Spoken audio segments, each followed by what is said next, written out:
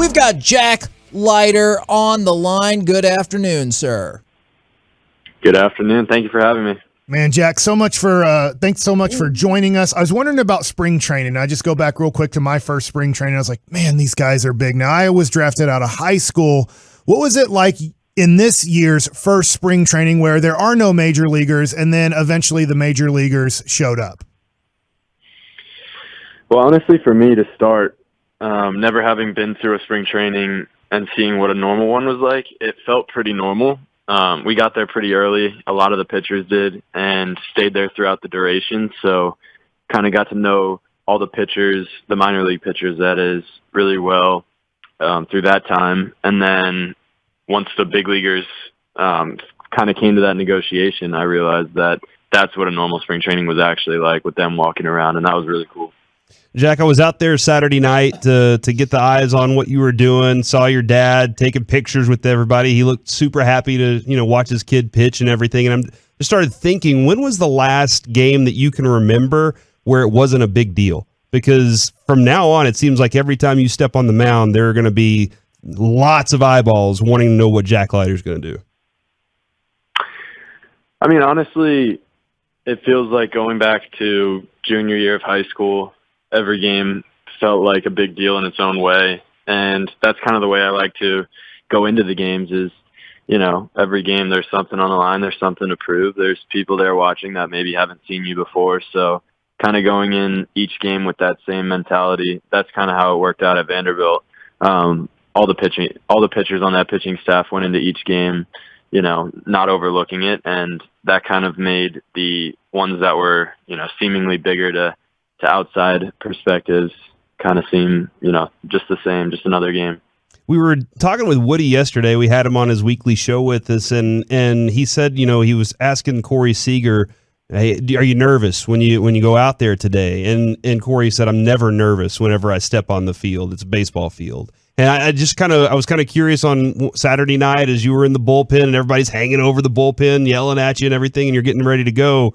Was that you yelling? It was not me yelling. Bullpen? I was just waiting to see him come out. I was just waiting. But were there nerves building up, getting ready to go into it? And did you have a moment where you said, I have to kind of clear the mechanism and get back to it?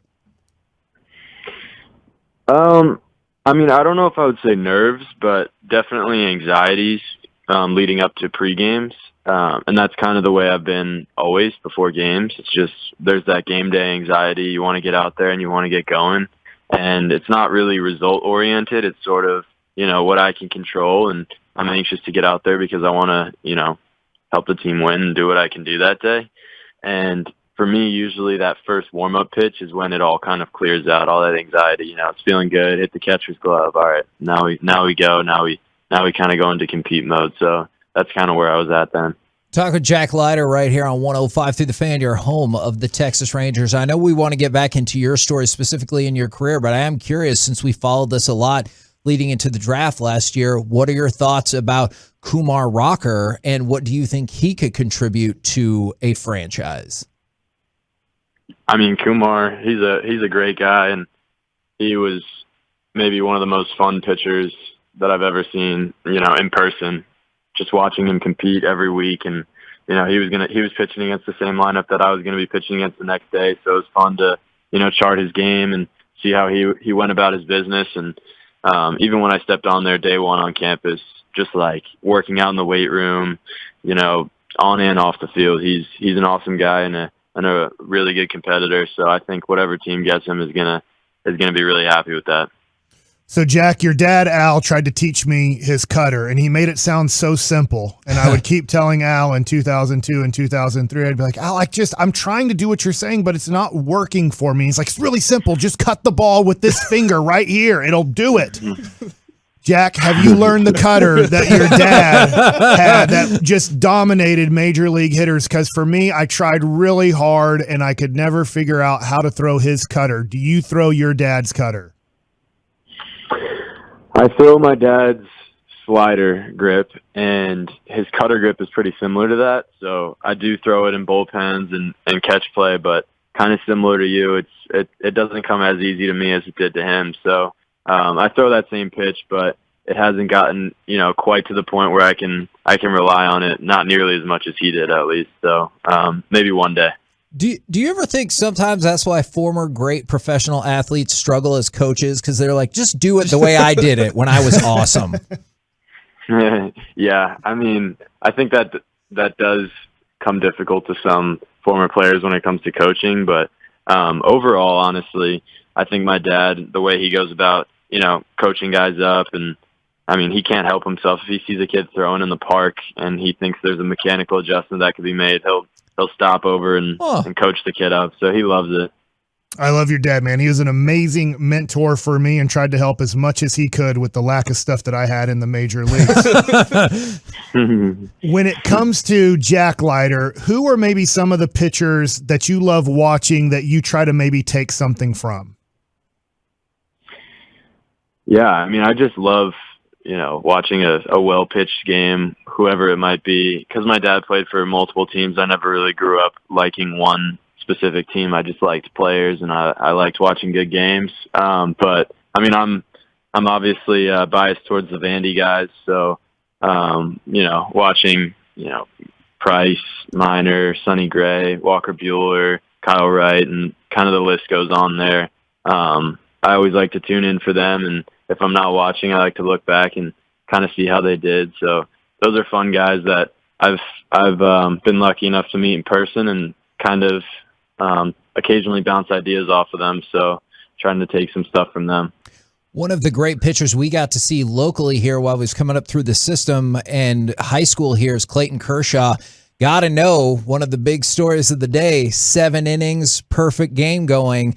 What did you think about that decision, and how would you have reacted if you had 7 innings of a perfect game and they were told, hey, great job, we're going to go ahead and bring somebody else in? Yeah, I mean, I think a lot probably went into that. Obviously, him being an older guy, he really must know his body, and the shortened spring training, I'm sure he had at least somewhat of a say in that, because yeah, I mean, if I really think if any pitcher, a competitor, especially as successful and obviously talented as he is, I think he would have wanted to go out there and finish that game, and I would have wanted to do the same.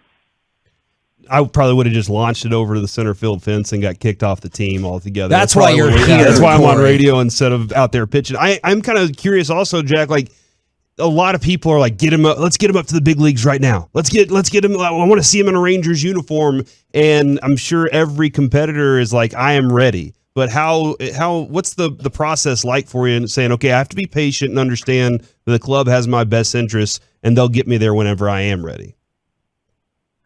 Yeah, I mean, stuff like that isn't for me to decide, and I mean, I've never felt like I've arrived anywhere, and I don't think any pitcher really has, because even the best pitchers are always working on stuff, and that's kind of all I can control. And I do feel like there's always a lot to work on. So if that's what I focus on, and improving each time out there, then that's what I'm going to do, and kind of just controlling what I can control. Jack Leiter joining us right now, future Cy Young winner, going to be the greatest pitcher in Rangers history. Mm-hmm. I mean, that's those are realistic goals. Yeah. Did you know, Jack, that you were going to Double-A before spring training started, or was that kind of at the end of spring training? They said, "Hey, we're going to start you off in Double-A."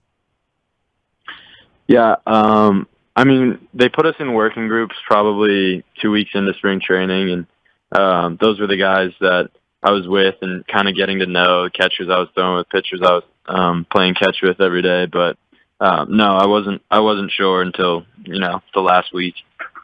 And then when it comes to your legs, everybody's noticed your legs. How do you work your legs every day? Like, are we doing squats and we're doing lunges every day? Because everybody's been impressed with what that lower half looks like. No, that's just something that, obviously, again, back to my dad, that he always emphasized. The upper body you kind of want loose and whippy, at least from his perspective, and that's obviously what I took on. And the lower body kind of, especially the day after you pitch, you really can't get after that one enough. Obviously, not hurting yourself, but particularly in the off season, there's definitely been an emphasis on working hard, especially lower body, since I was a sophomore in high school, and kind of just seen that progress. But no, it's not an everyday thing. It's pretty standard, 2, maybe 3 times a week, some lower body exercises. Well, Jack, just to let you know, your dad, Al, told me to lose weight. Yeah. And I did. I went from like 220 to 200 when I got released by the Mets and then went to the Rangers. So I listened to your dad too, but you can tell your dad losing the 20 pounds didn't help me become a better big league pitcher. I'll tell him. Basically, what I learned from that, Jack, was that Mike wants to know the leg workout, and he's still working on being a great pitcher. You're doing great, Mike. I'm trying to live up to Al's standards. Outside of just baseball, because obviously that is what the focus is, what kind of other things are of interest to you outside of just baseball? I mean, I've really picked up golfing since quarantine started. I think a lot of people have, but I think that's a really nice way to spend an off day, not sitting at home playing video games all day, kind of being outside, but not super physically taxing, and something competitive, but it's away from baseball, kind of take your mind off it for a couple hours. So I think that's a great way, and obviously a lot of baseball players like to do the same. And there are some great courses out in Arizona, but really anything outdoors. Love the beach and hikes or anything like that.